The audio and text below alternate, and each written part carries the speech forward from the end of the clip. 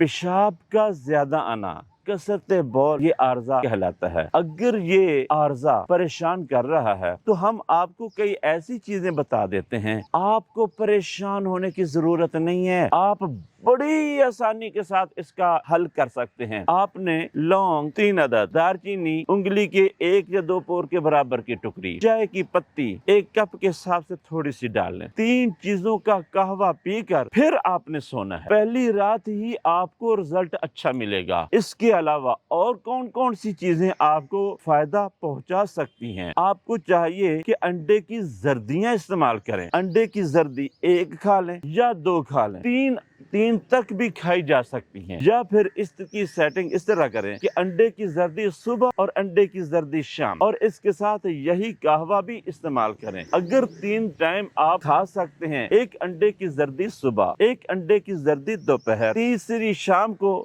پھر لے لیں، اور جب بھی انڈے کی زردی کھانی ہے اس کے ساتھ یہ قہوہ ضرور پئیں۔ اگر آپ کو قبض ہے تو آپ نے اپنے قہوے کے اندر انجیر کا استعمال ضرور کرنا ہے، کیونکہ لونگ، دارچینی، چائے کی پتی یہ مسلسل استعمال کرنے کی وجہ سے قبض ہو سکتا ہے۔ انڈے کی زردی مسلسل استعمال کرنے سے بھی قبض ہو سکتا ہے۔ تو ان چیزوں کی قبض کو ختم کرنے کے لیے آپ نے انجیر کو استعمال کرنا ہے۔ انجیر کتنی مقدار میں؟ اتنی مقدار میں جس سے قبض نہ ہو بلکہ اجابت کھل کے آ سکے۔ انجیر مل جائے تو فابہا، اگر انجیر نہ ملے تو آپ نے منقہ استعمال کرنا ہے قہوے کے اندر، یا ویسے ہی منقے کا گودا یہ استعمال کر لیں، اس کا بیج نکال کے پھینک دیں، تو اس کے بعد نیم گرم یہ قہوہ پی لیں، اس سے فائدہ ہوگا۔ اس کے علاوہ بھنے چنے کا استعمال بھی کریں، اس سے بھی فائدہ ہوگا۔ مزید آگے بڑھیں، کالے تل کا استعمال کریں، اس سے بھی فائدہ ہوگا۔ مغز اخروٹ استعمال کریں، اس سے بھی فائدہ ہوگا۔